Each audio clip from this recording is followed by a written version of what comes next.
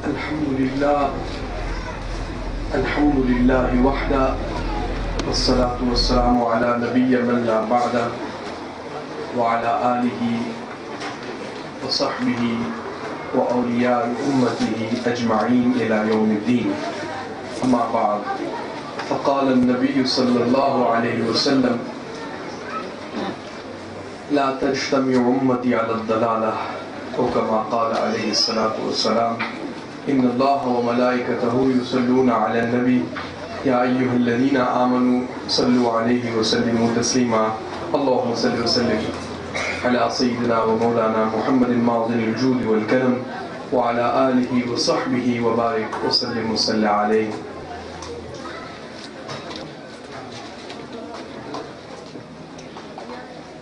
Honorable audience, respected chief guest, the Attorney General, Ulama Zi Waqar, Zi Johar, Bhaiyo, Buzurgo,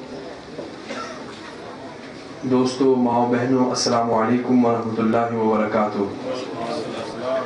I'm conscious of the fact that you've been sitting here for a long time,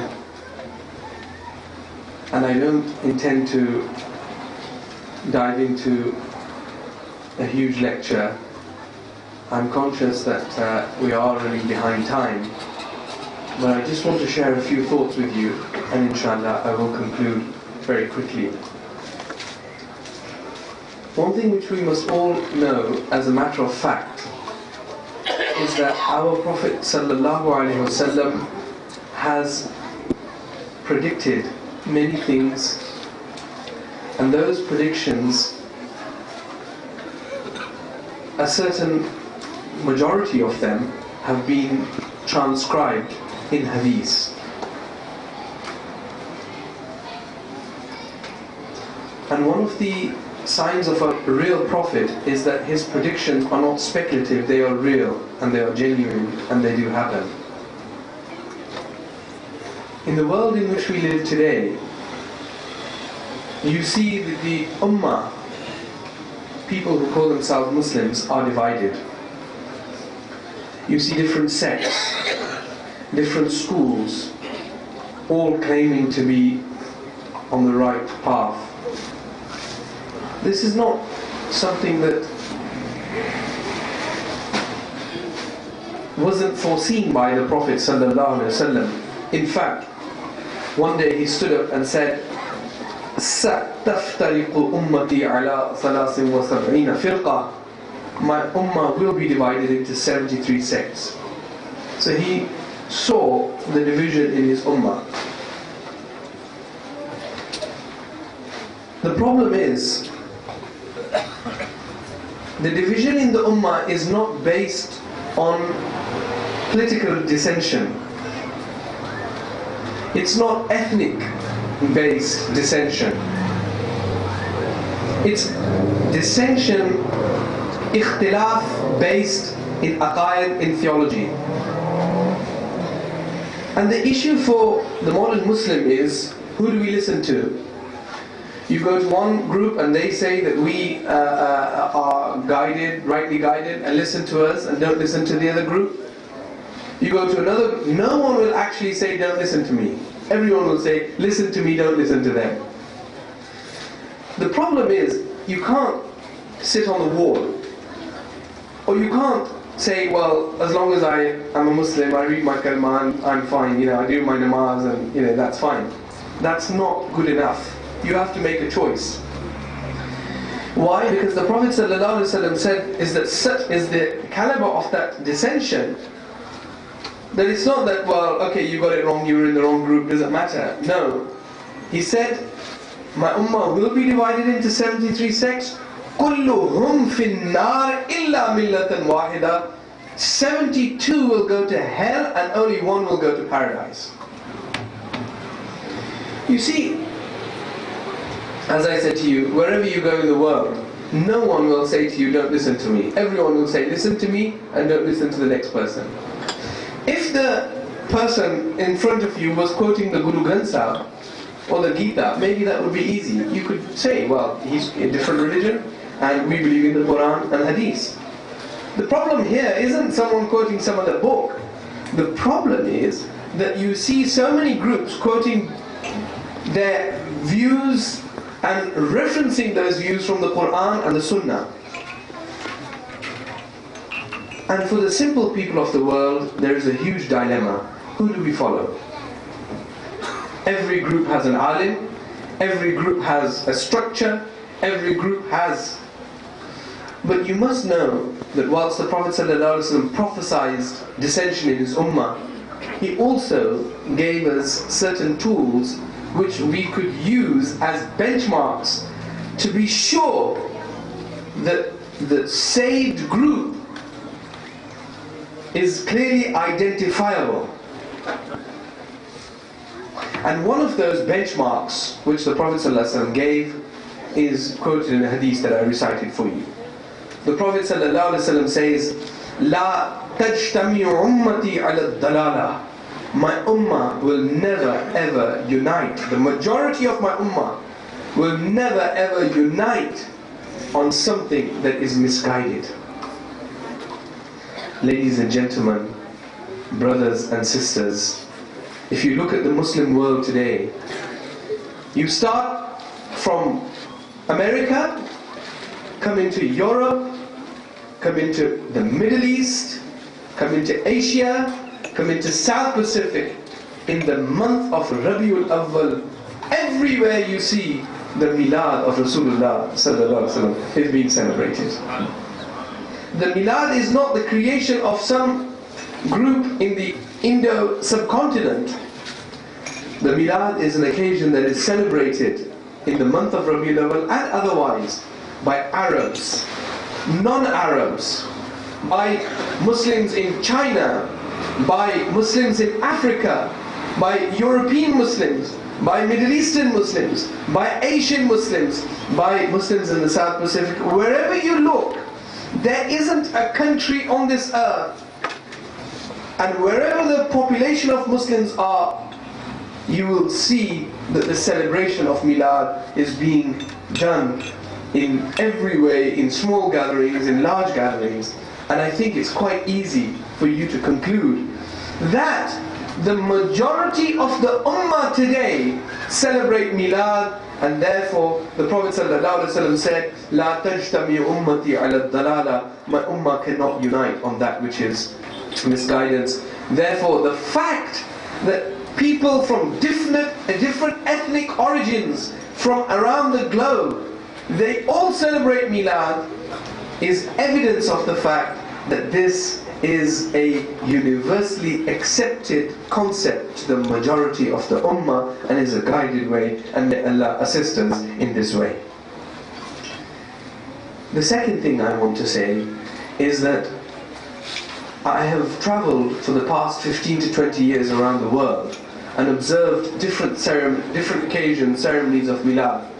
But one of the key things that stand out to me is that whilst Meelads are being celebrated and it's all very good, one of the greatest shortcomings that I noticed, and I would like to share that with you, in the hope that we can go back today and work on this, is that the celebration of Meelad is almost now, in some corners of the earth, reduced to a simple ritual where people come, they gather, they sit, they talk, they hear, they eat, they go. No.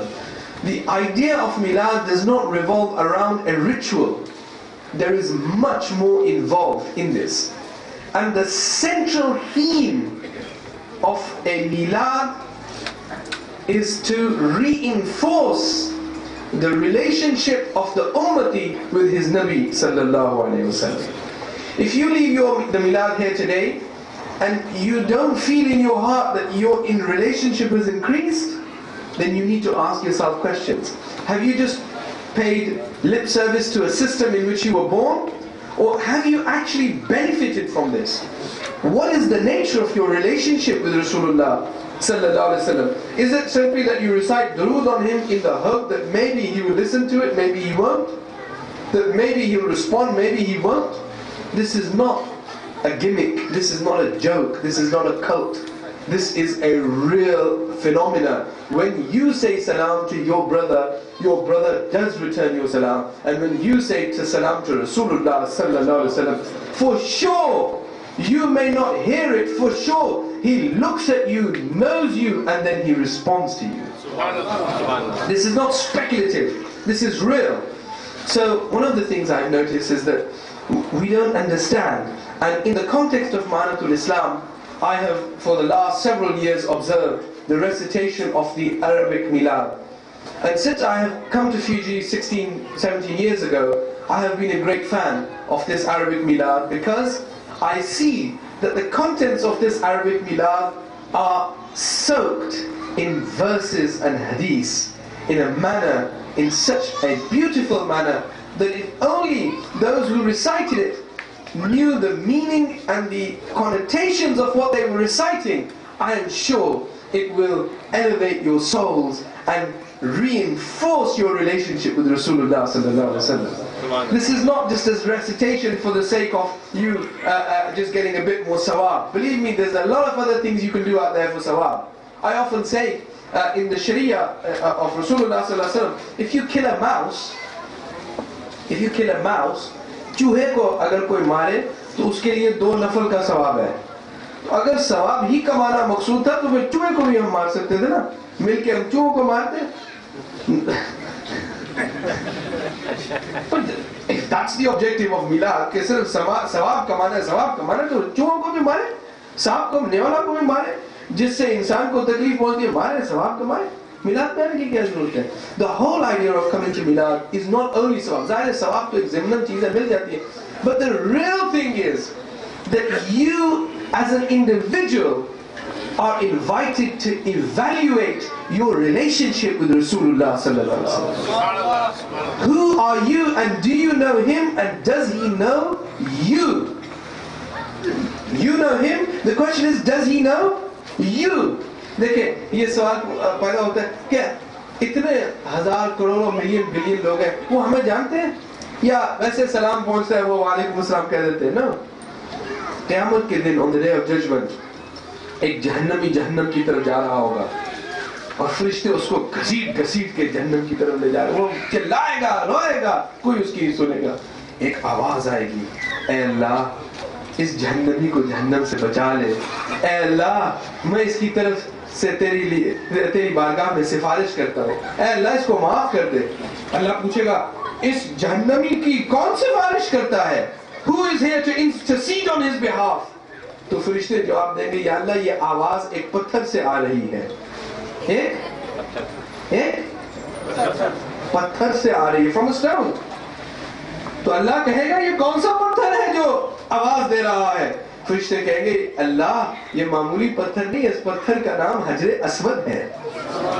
और अल्लाह हजरे Aswad से पूछेगा, है पत्थर और stone, तू इसकी शफाअत क्यों करता है? पत्थर कहेगा, इलाही तू इसको कैसे जलाएगा? इसने तो मेरा बोसा लिया हुआ है, इसने मुझे चूमा हुआ है. मौला इसको जहन्नम की आग कैसे जलाए? इसने तो मेरा बोसा लिया हुआ है, कैसे जलाएगा इसको? How will you burn him? He has kissed me. हाँ, अगर if you go to Hajj और अगर चूमना नसीब ना हो तो फुक़हा क्या फरमाते हैं, क्या करना चाहिए? You blow a kiss. Yeah. हाँ, अगर चूमना नसीब ना हो तो चूम लिया करो. हाँ, अगर चूमना नसीब ना हो तो वैसे हाथ को चूम लिया करो, तो तुम्हारे नामा अमान में ये लिखा जाएगा कि इसने चूम लिया. बहरहाल एनीवे, तो क़यामत के दिन फरिश्ते कहेंगे पत्थर, तो अल्लाह कहेगा ए पत्थर और stone, why did you? He said या अल्लाह ही किस्ड मी. अब आप खुद अंदाजा करें, मेरे और आपके कहने की बात नहीं है. In the scientific world we live today, where DNA technology has advanced to a level that forensic science can detect minute elements that emanate from your clothing or your body and can be sure that you were present there on that account, and even convict you in criminal proceedings on that basis. Why? Because you and whatever is associated to you has your, what scientists call, your biosignature. And your biosignature may not be with you, may be where you are or where your remnants are of your clothing or of your body. तो कितने करोड़ों और billions लोग ने हजरे Aswad को बोसा दिया, लेकिन हजरे Aswad एक एक को नाम ले लेके जानता है. हजरे Aswad knows each one by name. ईमान से बताओ, अगर एक पत्थर अपने बोसा देने वाले को पहचानता है, तो मुस्तफा जाने रहमत अपने उम्मतियों को नहीं पहचानते? How is it possible that he cannot know us in name? He knows us in name. He knows us in our personality. He knows us in exactly the way, and I can say this with utmost responsibility, He knows us better than we know our own selves. हमारे माँ बाप हमें जानते हैं, हमारे अजीज़ो अकारिब हमें जानते हैं, हमारा परिवार हमें जानता है, लेकिन जिस तरह हमारा नबी हमें जानता है, इस तरह कोई नहीं हमें जानता. So this is a two-way process. We come to Meelad to reinforce our relationship with Rasulullah sallallahu alaihi wasallam through salam. The Arabic Meelad which I have witnessed is I could convert these mountains into gold and platinum, and I would still say that Meelad is more valuable in the way it describes and elevates the status of Rasulullah sallallahu alaihi wasallam. You must be proud for the Hadees of Ni'mah that you have inherited this Meelad. Keep it safe, but don't just keep it as a relic for the museum or for your mantelpiece in your house. Learn it, understand it, and through it reinforce your relationship with Rasulullah sallallahu alaihi wasallam. Today we live in an age where हर चीज को अकल से तोला जाता है, और अगर अकल के म्यार पे कोई चीज पूरी ना हो तो उसको रिजेक्ट किया जाता है. लेकिन हमारा दीन ऐसा नहीं है कि सिर्फ करते जाओ देखा जाएगा. As Marxists said that religion is a pie in the sky when you die, वो और मजहब होगा जो a pie in the sky when you die. इस्लाम तो वो मजहब है कि करो, देखो और पाओ. सिर्फ करने का नाम नहीं है, देखने का नाम है. And this is not a relationship which is a one-way relationship.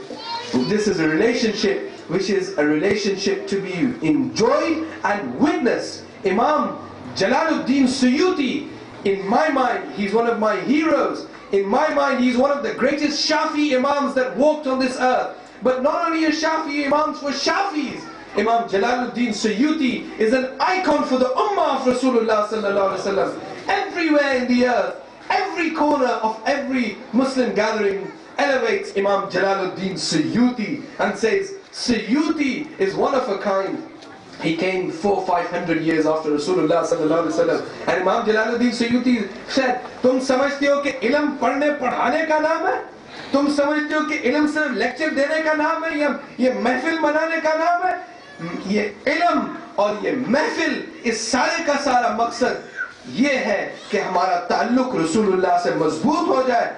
तुम जानना चाहते हो कि मेरा ताल्लुक रसूलुल्लाह से कैसा है? Imam Jalaluddin Suyuti says, I saw Rasulullah sallallahu alaihi wasallam not in my dream but with my naked eyes 72 times in my life. मैंने इन नंगी आंखों से रसूल पाक का दीदार 72 times किया. How? Because it's not how much knowledge you have, it's what you do with what you have. It's not how much Meelad you celebrate, it's what you put into that Meelad. And when your relationship is reinforced with Rasulullah sallallahu alaihi wasallam, फिर हिजाब खुलते हैं, फिर हिजाब खुलते रहते हैं. And as the hijabat open, then you don't need to be the slave of your aql. Then Allah allows you to see a world that is beyond this scientific world or beyond the remit of this scientific world, and Allah opens the doors for you. Canada में, Toronto में एक scientist मुसलमान बना. ये आखिरी बात है, मैं इसी बात पे खत्म करूँगा. There was a scientist who became a Muslim, और वो किस बात से बना मुसलमान? एक मक्खी की वजह से मुसलमान बना. किसकी वजह से मुसलमान बना?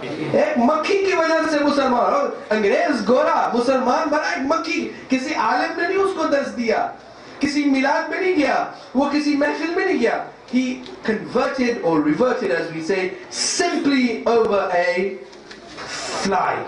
Why? He was sitting in his laboratory and he was carrying out experiments, And as he heard in the background a fly. Zzz, it was buzzing around. He ignored it. He had his coffee on the side. And then suddenly he noticed that the fly dropped in the coffee. He said, oh damn, I better go and make some more coffee.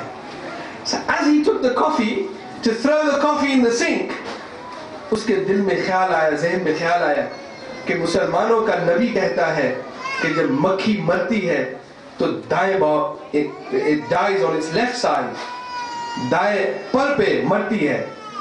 And he said, मुसलमानों के नबी ने कहा है कि जिस चीज पे गिर जाए खाने पे या पानी पे उसको जाया ना करो. अगर मक्खी गिर जाए तो पूरी मक्खी भिगो दो और पूरी मक्खी भिगो के फिर मक्खी को निकालो, खाना खा लो, पानी पी लो. अजीब बात है, मक्खी, वो मक्खी जो गंद में बैठने वाली मक्खी हो, वो मक्खी जो scientifically proven to be obnoxious to human existence, लेकिन उसने कहा आज मैं मुसलमानों को बदनाम करूंगा. I will prove how toxic this coffee is on account of this fly having fallen in it. When he looked and he took a specimen of that substance, he saw that that coffee was contaminated with toxins, and he laughed and he said, this is the Prophet of Islam? He tells his ummati, he tells his followers to dip a fly? Look how dirty this is, look how toxic this is. And he was about to throw away the coffee, but then उसके दिमाग में फिर एक बात आई. नबी ने सिर्फ ये नहीं कहा कि, he said when a fly falls it flies on its left side, dip it entirely. उसने जब कॉफी को देखा तो the fly was dipped on its left side. तो उसने हैरत की, उसने कहा हाँ, it died on its left side. It's biologically proven, by the way, that a fly always dies on its left. If you ever see a fly die, you will always see its dying posture will be on its left hand side. तो उसने कहा चलो अगर दाएं पर से इतना जहर निकला तो पूरे बदन से कितना जहर निकलता होगा. So what he did, he dipped the whole body of the fly. The Prophet ﷺ said, dip the body, yani the right wing of the fly also. जब उसने पूरी मक्खी को डिबोया, he then took a specimen and he saw all the toxins had vanished from the coffee. सब जहर निकल गया. उसने कहा हाँ जहर निकला. Then he looked very carefully using his equipment and he saw that from the right wing of the fly there was a secretion. एक चीज निकली और उस चीज ने दाएं पर से जो दाएं पर से निकली जो चीज, उसने बाएं पर की जितना भी जहर था सबको खत्म कर दिया. As soon as he saw this, he said, "Ashhadu an la ilaha illallah wa ashhadu anna Muhammadan abduhu wa rasuluh." अगर कोई अपना दाद दे तो अपना तो कहेगा. Why? क्योंकि अपना है ना. लेकिन मजा इस चीज में है कि बेगाना कहे कि ये इल्म कि मक्खी के पर में, दाएं पर में शिफा है, जहर को खत्म करती है, ये इल्म एक इंसान के पास नहीं हो सकता, ये सिर्फ एक नबी के पास हो सकता है. आज अंग्रेज रश कर रहा है. I have been brought up in Europe and I have mixed amongst Europeans, and I see that in the height of their materialistic life, when they discover the teachings of Muhammad Rasulullah sallallahu alaihi wasallam, वो रश्क करते हैं कि ये किस किस्म का इंसान है जिसने एक टूटी हुई चटाई पे बैठ के इंसान को वो बातें बताई कि आज हम अपनी आंखों से देख रहे हैं. काश कि हम उनकी कदर करें. दुआ है कि अल्लाह मुझे और आपको उनके साथ मीलाद की वसादत से पक्का और सच्चा रिश्ता कायम करने की तौफीक अता फरमाए. Subhanallah walhamdulillah wa la